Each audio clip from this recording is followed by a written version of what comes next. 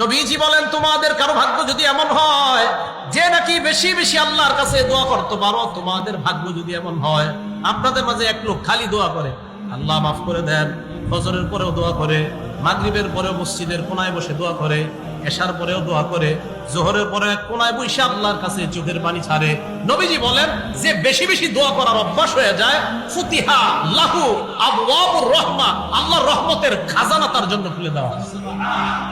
তাহলে বেশি দোয়া করার যার অভ্যাস আছে, আল্লাহর রহমতের খাজানা তার জন্য খুলে যায়। এই জন্য মনে রাখবেন, যে বেশি আল্লাহর কাছে দোয়া করতে পারে তার ভাগ্য বড় ভালো।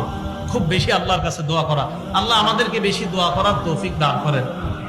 তো রাসূল আকরাম সাল্লাল্লাহু আলাইহি ওয়াসাল্লাম এই হাদিসের শেষের দিকে বলেন, আদ-দুআ ইয়ানফাউ মিম্মা নাযালা ওয়া মিম্মা লাম ইয়ানজিল।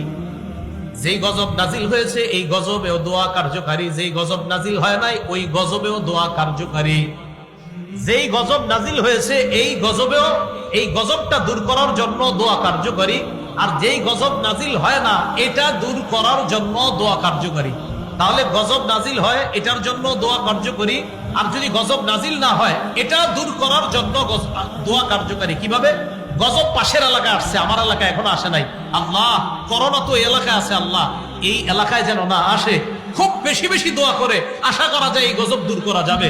আরেকটা হলো এসে গেছে, এসে যাওয়ার পর দোয়ার মাধ্যমে এই গজব দূর করা যায়। এটা হাদিস দ্বারা প্রমাণিত।